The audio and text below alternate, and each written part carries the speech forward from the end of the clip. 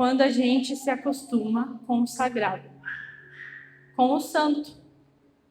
Um exemplo, a gente faz um culto, mas sem afeto nenhum, sem entrega, sem paixão, de tão acostumados, mas ainda assim a gente convida Jesus, né? Porque a gente não quer fazer sem Jesus. Então, esse é o retrato da igreja indiferente, do cristão indiferente.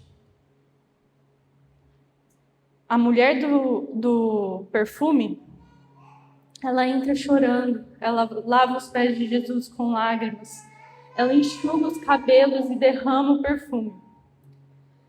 E para a religião e para os religiosos, isso é um exagero. Mas para quem foi salvo, é o mínimo que ela poderia fazer. Ela não estava nem aí com o que estavam pensando. Porque ela foi salva, ela foi perdoada.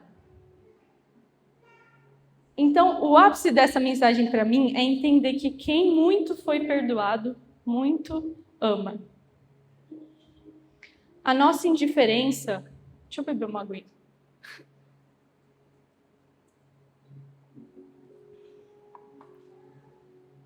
A nossa indiferença a Deus, ela nasce de um esquecimento. Quando a gente perde a consciência da gravidade do nosso pecado, de onde Deus nos tirou, a gente acaba lá no nosso subconsciente achando que Deus fez a obrigação dele. Se eu tivesse nascido ou não nessa terra, ele teria morrido pelo mundo. Então, assim, a nossa relação é de indiferença. E surge de quando a gente não entende o quão pecador nós somos. Ali diz que a mulher amou muito porque tinha plena consciência do poço da onde ela foi tirada. Isso me faz lembrar uma conversa que eu tive com meu irmão. E eu estava meio que em crise, assim, na faculdade, pensando, o que me difere por ser cristã das minhas amigas que são assim, fazem tudo bem, tipo, não vivem deliberadamente no pecado, são pessoas boas, tudo mais. O que me difere como cristã dessas pessoas? E a gente conversando sobre isso. E eu falei, Dani, por que se fosse para você defender sua fé, o que você falaria? Tipo, por que você segue Jesus? E aí ele falou, acho que a resposta é porque eu sei de onde ele me tirou. Caso alguém não saiba, eu sou a pessoa mais chorona dessa igreja. Mas ele falou, porque eu sei de onde ele me tirou. E o nosso amor, ele cresce com essa consciência. Jesus fala para uma das igrejas em Apocalipse 3:17. Apocalipse 3:17 diz assim: Você diz, sou rico e próspero, não preciso de coisa alguma, e não percebe que é infeliz, miserável, pobre, cego e está nu.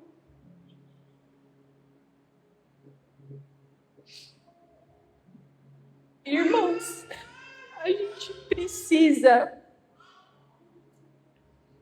reconhecer que nós somos assim.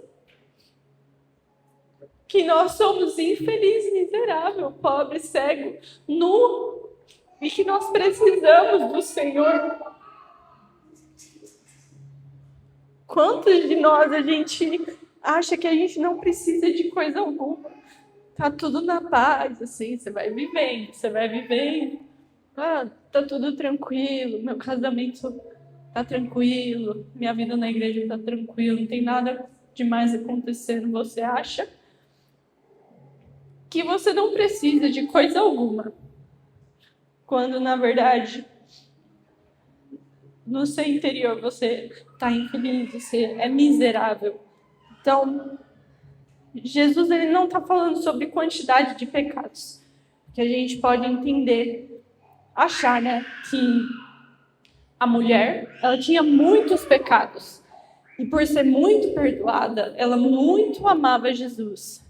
E o fariseu não tinha tantos pecados assim, então ele não amava tanto a Jesus porque não foi muito perdoado. perdoado. E, na verdade, não é esse o entendimento. Não é. É sobre a consciência, porque Simão fariseu, ele era tão pecador quanto aquela mulher. Mas ele não tinha essa consciência. Um exemplo é Paulo. Paulo, ele também era um desses religiosos antes de se converter. A palavra diz, ele fala mesmo que ele era irrepreensível. Então, ele seguia tudo bonitinho, ele era, digamos que, perfeito, assim. Seguia todas as leis, um judeu maravilhoso. E depois de conhecer Jesus, ele se considera o pior dos pecadores. É assim que ele fala. Dos pecadores, do qual eu sou o pior de todos. Então, não é sobre quantidade de pecados. É sobre a consciência. Então, nós precisamos pedir para Deus abrir os nossos olhos, para que a gente queira ser igual a essa mulher que muito ama o Senhor, porque entendeu e tem consciência de que é muito perdoado. Com essa consciência, a gente desenvolve um amor por Deus, uma gratidão, uma vontade de estar perto dele. E assim a gente começa a obedecer, de fato, o primeiro mandamento, que é amar a ele. Das consequências do amor, a gente também passa a viver uma amizade com o Senhor e uma leveza da vida com Deus. De servos, a gente se torna amigos. Quando a gente ama, assim, quando a gente se coloca aos pés de Jesus, a gente deixa de ser apenas servos, cumprindo escalas aqui, né? Escalas dos ministérios, escala do louvor, escala disso, escala daquilo. Você para de ser apenas servo e se torna um amigo íntimo. E isso é muito mais importante do que qualquer cargo que você possa ter em qualquer lugar. Então a gente pode olhar mas eu sirvo, eu amo a Deus, porque eu estou servindo. Tá, mas você é amigo de Deus? Porque essa é a beleza da vida com Ele. Ele nos torna seus amigos. E o que amigos fazem? Uma amizade verdadeira, né? Uma amizade verdadeira, a gente se abre, a gente compartilha das nossas vidas, a gente fala a verdade. E quando Deus encontra em nós amigos ao qual Ele pode confiar, Ele passa a contar seus segredos, Ele passa a revelar o que Ele vai fazer. E isso eu não tirei da minha cabeça, está na Bíblia. Salmos 25, 14. Diz assim: O Senhor confia os seus segredos aos que o temem e os leva a conhecer a sua aliança. Nessa versão, o Senhor é amigo dos que o temem. Ele lhes ensina a sua aliança. Amós 3, 7. Certamente o Senhor soberano não fará coisa alguma sem antes revelar seu plano a seus servos os profetas. João 15, 15. Já não os chamo de escravos, pois o Senhor não faz confidências a seus escravos. Agora vocês são meus amigos, pois eu lhes disse tudo o que o Pai me disse. Então, se tornando amigo dele, você passa a entender o que está no coração dele. Você começa a se importar com pautas que o Senhor está te mostrando. Então, os perdidos, as nações, os cristãos perseguidos, porque está no coração dele, você ama ele. Você passa a sentir as dores de Deus. Basta ler os livros dos profetas. Você vê o quanto a vida deles foi mudada, tocada por serem amigos de Deus. É por isso que, se o meu amor por Deus aumenta, o meu amor pelas pessoas também passa a ser maior, passa a ser verdadeiro. Porque ele é a fonte, né? Nós estamos agora, um exemplo, na semana de oração global. Tem pautas diferentes lá para cada dia. E vamos ser sinceros, irmãos. Quantos de nós queima no nosso coração orar por essas coisas? Orar pela Mesopotâmia. Quantos de nós isso queima no nosso coração?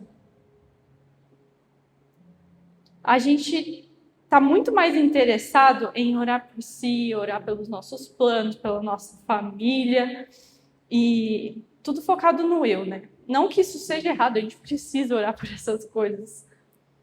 Mas não se importar com todo o resto que envolve o reino de Deus, o que isso mostra? Falta de amor. Eu vi um post uns dias de um evangelista que eu gosto muito. Ele estava pregando e ele disse assim, as pessoas, elas não evangelizam, não é por falta de coragem e ousadia. Não é por timidez, porque se isso queima no seu coração, você vai. E na prática você vai aprendendo, ou você vai para uma terapia, aprende a se comunicar melhor. Mas a real é que as pessoas não evangelizam porque falta amor a Deus. E falta amor aos perdidos. Então, com todo esse entendimento, é normal a gente se questionar. Tá, mas será que eu quero me envolver nas pautas de Deus? Será que eu dou conta? Será que eu quero sentir as dores que estão no coração do Senhor? E, de fato, temos que ponderar isso, né? Jesus nos diz para a gente calcular. Mas, uma coisa tem que ficar clara. Que a gente só enxerga como fardo a vida com Deus quando não há amor. É simples assim. Só é um fardo difícil a vida com Deus quando não tem amor. E Deus me mostrou algo incrível na história de Maria, mãe de Jesus. Na passagem que o anjo fala para ela que ela teria Jesus. E ele diz que isso foi um favor e graça de Deus sobre a vida dela. E ela responde, seja feita comigo como o Senhor quiser. E na hora eu pensei, quantos de nós aceitaríamos essa responsabilidade de gerar o Salvador do mundo? Tipo, ele tem um marco na história por causa dele. Que responsabilidade enorme. A gente foge de responsabilidade na igreja. Sabe? Imaginar que você precisa cuidar do Salvador, tá ali na sua responsabilidade. Eu diria, não, Deus, a minha amiga ali, a minha irmã é crente. Passa para ela vai dar conta, ela consegue, vou estar orando por ela. Não, Deus, sabe o que é? Essa época aí eu vou ter um compromisso. É assim que a gente fala. Brincadeira, gente. Mas a perspectiva da Bíblia, quando você lê essa passagem, e da própria Maria, é que ela foi agraciada. Eu tenho certeza que não foi fácil. A gente sabe que não foi fácil. Mas foi um prazer para ela. Foi um privilégio, por quê? Porque ela amava o Senhor. Então, quando há amor, o jugo, ele se torna suave. Não é que não dê trabalho, mas é um trabalho que a gente faz com prazer. Tem que ser com prazer. É um esforço prazeroso, porque a gente ama o Senhor. A gente ama estar envolvido na obra, no reino de Deus. Então, a partir disso, a gente precisa abraçar os propósitos de Deus, não como um fardo religioso, mas como uma resposta leve de um coração completamente apaixonado por Cristo. E a gente precisa nos arrepender da nossa indiferença, gerada, muitas vezes, pelo esquecimento do perdão que a gente recebeu. É sempre estar orando. Espírito Santo, me lembra, traz a memória, me traz esse sentimento da onde o Senhor me tirou. Como eu ministrei uns dias atrás no louvor, talvez o nosso amor não seja tão grande assim. Mas Deus, Ele deseja nos levar a esse lugar. E a gente precisa ser sincero com o Senhor. Porque depois de ouvir uma palavra assim, eu digo por mim, se eu estou sentado ouvindo uma palavra dessa, a minha tendência é nunca estar errada, né? Então, assim, eu diria, nossa, não, eu amo o Senhor. Glória a Deus por essa palavra, ela vai servir para alguém. Mas, na verdade, ela serve para todos nós. Basta você ser sincero e, de fato, se analisar. Você precisa refletir na sua vida, conversar com o Espírito Santo. Espírito Santo, será que eu estou cumprindo esse mandamento de amar a Deus com toda a minha mente? Toda a minha mente. Toda a minha alma. Todo o meu coração. Todas as minhas forças. Será que eu não estou sendo indiferente? Será que eu tenho desenvolvido uma amizade com o Senhor?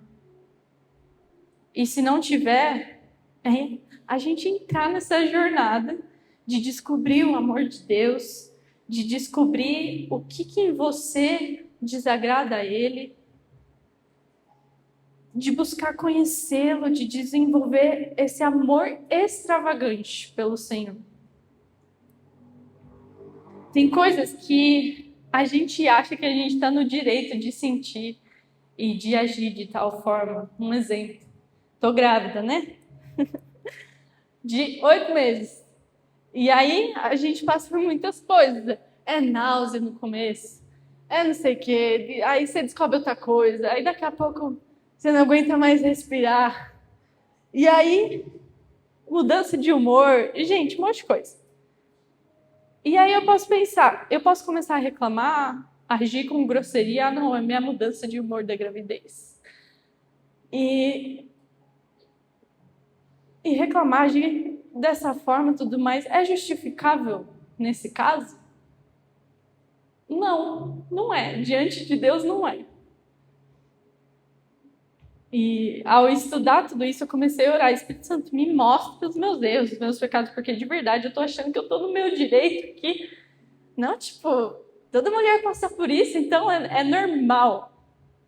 E o Espírito Santo começou a me mostrar muitas coisas. Um outro exemplo, às vezes você tem um desentendimento com alguém, você não procura se resolver, você não faz nada porque claramente é a pessoa que errou. E aí você está no seu direito. É justificável? Não, para o mundo é. Mas não é, porque Deus fala para a gente ir se resolver com essa pessoa. Então tem muitas coisas que são pequenas mesmo, que você tem que parar e ouvir o Espírito Santo e pensar na sua vida. Tem muitas coisas que a gente tem achado normal, justificável, tipo, eu sou desse jeito. Deus não vai mudar isso em mim, essa forma de eu agir, seja lá o que for. Muitas dessas coisas não estão de acordo com o coração de Deus. E ao me ver indiferente, achando que eu não tinha nada de errado, que eu estou no meu direito de estar mal. E após insistir muito, Espírito Santo, abre os meus olhos, porque eu não estou sentindo esse arrependimento. Eu entendi uma coisa. Ele me mostrou que só quando as coisas iam bem é que eu demonstrava esse amor extravagante por Deus. E por que não nas dificuldades? Porque o que você está passando é justificável você estar mal? E aí quando você está mal, você não consegue amar a Deus com toda a sua mente, toda a sua alma, todo o seu entendimento e suas forças? Então, como a Vitória diz, foi uma voadora. Mas isso me levou a um arrependimento, um entendimento de que, cara, eu não presto, eu sou miserável, eu sou infeliz, eu preciso dele. E isso faz o meu amor por Deus aumentar, crescer, né? Então, percebe? É a consciência de que da onde ele tem te tirado, que te leva a amar cada vez mais a ele. Se o amor ele não for o centro de tudo que nós fazemos, nada vale a pena. 1 Coríntios 13 diz assim: ainda que eu fale as línguas dos homens e dos anjos, se não tiver amor, serei como o sino que ressoa ou como o prato que retine. Ainda que eu tenha o dom de profecia e saiba todos os mistérios e todo o conhecimento e tenha uma fé capaz de mover montanhas, se não tiver amor, eu nada seria. Ainda que eu dê aos pobres tudo que eu possuo e entregue meu corpo para ser queimado, se não tiver amor, nada disso me valerá. Então, às vezes, a gente concentra os nossos esforços, seja em ser um cristão perfeito, ou em falar em línguas, os dons, né? Buscar os dons, eu preciso buscar os dons, eu preciso ter mais fé, buscar ter mais fé, sabe? Eu quero ajudar mais porque preciso ajudar os pobres, os necessitados, eu quero me envolver nas coisas de Deus. Então, assim, a gente quer fazer tudo isso por entendimento de que a gente precisa buscar essas coisas, é verdade. Mas se nós não tivermos amor, de nada valerá. De nada valerá. A primeiríssima coisa que a gente precisa ter, cada um de nós, é um amor extravagante pelo nosso Senhor. É isso que o Senhor, Ele deseja de nós. Um amor extravagante. E talvez você possa pensar, mas não sei, como é que eu faço para chegar nisso? Porque senta com o Espírito Santo, ora, pede para Ele abrir os seus olhos, para Ele mostrar o seu amor, para você ganhar consciência de onde Ele te tirou. Se depois de se converter você não sabe de onde Ele te tirou, tem alguma coisa errada. Você precisa saber o que o Senhor fez e tem feito na sua vida. E esse amor extravagante, ele não é apenas para o jovem, não. Que a gente acha, não, o jovem está com a força da igreja. Né? O jovem que vai, o jovem que tem esse amor, esse primeiro amor. Não é. Na verdade, eu tenho entendido que o nosso amor, ele cresce conforme o tempo. Né? Eu já vi muitas pessoas mais velhas assim, que você vê o amor delas por gente e você fala, nossa, que exemplo. Né? Minha mãe mesmo, conforme o tempo, eu vejo que o amor por Deus cresceu. Então, assim, é para todos nós. Um amor extravagante, o amor pelo nosso Senhor é para todos nós. O louvor pode subir.